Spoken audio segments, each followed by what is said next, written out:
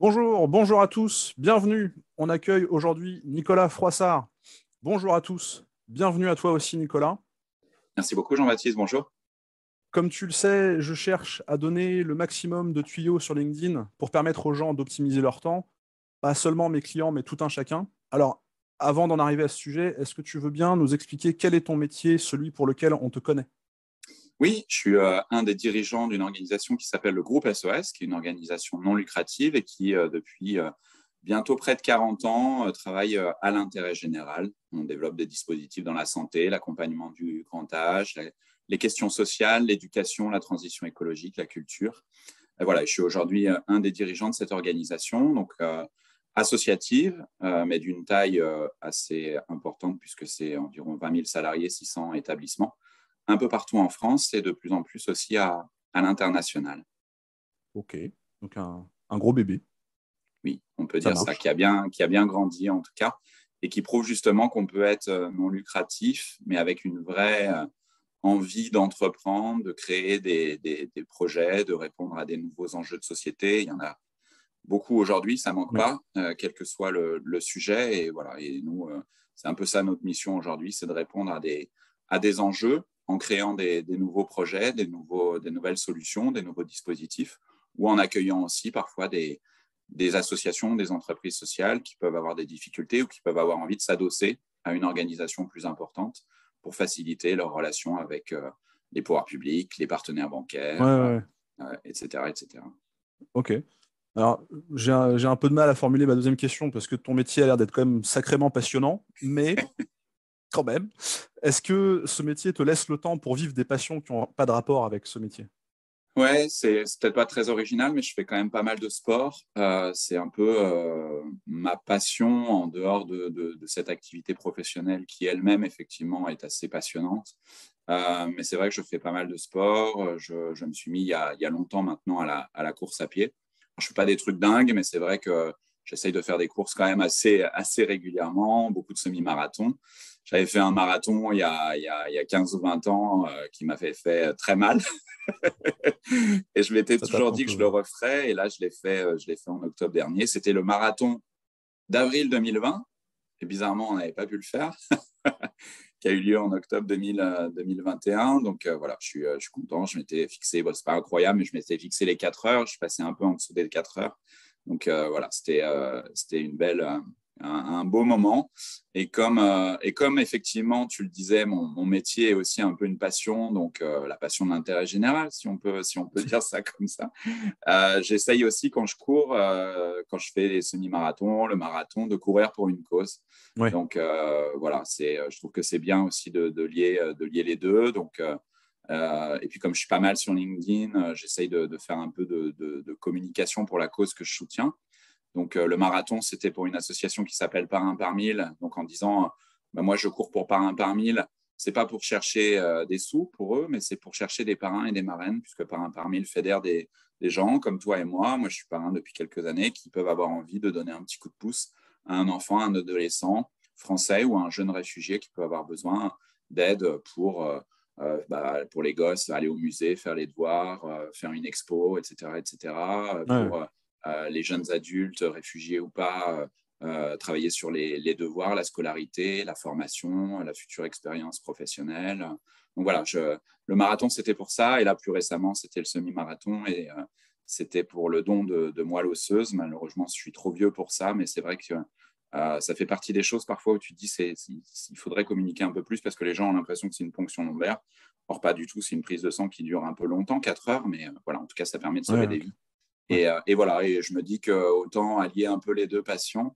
Et quand je fais du sport et des courses comme ça, je trouve ça assez rigolo de dire, bah voilà, je cours. C'est pas pas forcément pour récolter de l'argent, même si je l'ai fait parfois et que je trouve ça super aussi que des personnes courent pour récolter des fonds pour une cause. Mais moi, c'est plutôt pour faire connaître ou pour voilà, que pour des personnes aient envie de donner leur sang, donner de la moelle osseuse, leur moelle osseuse ou parrainer un gosse, comme je le disais un peu plus tôt. Oui, c'est attirer l'attention sur ces sujets-là, en tout cas. Ouais. Ouais, ouais. Et Ok. puis aujourd'hui, avec les réseaux sociaux, je pense que ça marche bien Ça va vite, ouais. de partager des défis. de montrer que tu t'investis. Enfin, voilà, il y a besoin aussi aujourd'hui beaucoup de personnaliser, d'incarner. Donc voilà, c'est bien de le faire. Et puis, c'est comme ça que ça marche. C'est comme ça qu'on arrive à convaincre d'autres aussi de s'engager. C'est un peu ce que je porte aujourd'hui, hein, que ce soit dans ma vie professionnelle ou dans ma vie personnelle, c'est le fait de se dire que c'est important de s'engager pour la société, pour les autres, pour l'environnement. Et que plus on s'engage, plus on s'engage. Alors, c'est un cercle vertueux, mais c'est qui, ça. par rapport à ton sujet, peut devenir un peu fatigant aussi à un moment donné. Parce qu'il faut quand même garder un peu de temps pour la famille, les amis, tout ça. Et puis juste parfois souffler aussi un peu. Voilà, transition toute trouvée. Mais on se sent bien aussi dans ses baskets, justement. Là c'est aussi, ça, bah oui, bien sûr. Pour faire le lien avec la course à pied. Mais on se sent bien quand on s'engage pour les autres. Voilà, c'est le message que j'essaye de porter pas mal aujourd'hui. Ok, transition toute trouvée. Quel serait ton secret ou ta méthode pour bien gérer ton temps, pour vivre autant de tes passions, même si elles débordent un petit peu sur le cadre de ton métier, sans délaisser ton métier et tes autres obligations, et qui pourraient servir les personnes qui nous regardent? Moi, je pense que justement, le sport me fait beaucoup de bien et me permet sans doute de mieux gérer aussi mon job. C'est-à-dire que ça me permet aussi d'avoir d'autres objectifs. Ouais. Et je pense que les dirigeants, parfois, sont vraiment focus sur leurs objectifs entrepreneuriaux, ce qui est très bien. Enfin, c'est notre job. Mais le fait d'avoir d'autres objectifs, tu vois, tu cours le marathon, bah, tout d'un coup, ça fait aussi un peu diversion. Et je crois que c'est bon aussi pour ton activité professionnelle, à un moment donné, d'avoir aussi d'autres objectifs, de penser à autre chose. Enfin, puis d'avoir un moment où aussi tu peux un peu te vider la tête. Et je crois que c'est un des enjeux aujourd'hui dans notre société, c'est quand même un peu ça. C'est de réussir à avoir des moments où on arrive quand même à souffler, à penser à autre chose. Moi, je bosse tout le temps. Hein. Je pense que je bosse. Il y a rarement un week-end ou même les vacances. Je ne suis pas quelqu'un qui déconnecte beaucoup. Peut-être parce qu'aussi je suis passionné par ce que je fais et que je pense que ce n'est pas une règle inattaquable, mais je pense que tu te mets moins en difficulté, tu risques moins le burn-out quand tu es passionné aussi, quand tu aimes ce que tu fais. Donc voilà, moi, je ne cherche pas à avoir de frontières, en tout cas de frontières vraiment entre les week-ends et la semaine, les vacances et le travail. Enfin, voilà, ça, ce n'est pas mon truc. Mais par contre, j'ai besoin de temps en temps quand même d'avoir des moments où vraiment je me vide la tête, je fais autre chose.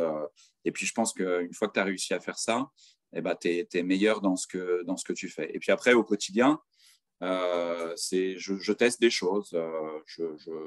Je considère que l'email est parfois nocif. Donc, pendant une petite période de temps, je vais mettre un message automatique disant que je consulte avec modération mes emails. Pour éviter un peu la toxicité du machin. Parce que, je pense qu'il faut aussi trouver des moyens pour se protéger, se dire qu'on n'est pas obligé d'être parfait tout le temps avec tout le monde non plus, et que là, c'est plus sur la priorisation des objectifs. C'est vrai que les dirigeants sont beaucoup sollicités. Moi, je suis en plus effectivement très présent sur LinkedIn, donc beaucoup de sollicitations, dans des réseaux aussi, le mouvement Impact France et d'autres. Donc, beaucoup de sollicitations, ce qui est génial, moi j'adore. Et c'est vrai que parfois, il faut être capable de prioriser, de changer aussi peut-être ses priorités en fonction du moment. Voilà, je fais un travail aussi assez régulier là-dessus, en me disant, voilà, je ne suis pas parfait et qu'il y a peut-être des choses sur lesquelles je mets plus de temps à répondre. Mais voilà, il faut en tout cas cerner ce qui est vital pour soi, pour son entreprise, évidemment, pour son job au quotidien, ses missions. Et le reste, peut-être se dire, voilà, il y a des moments où on ne peut pas forcément être bon tout le temps, même si on essaye et qu'il faut essayer, mais voilà, il faut faire des choix aussi par moment. Il faut essayer. Nicolas, merci de ta visite parmi nous. Merci pour ces éléments qui vont nous permettre d'alimenter notre réflexion. Plein de bonnes choses pour la suite. Merci beaucoup et à très bientôt. Bravo à toi, super sujet en tout cas. À bientôt.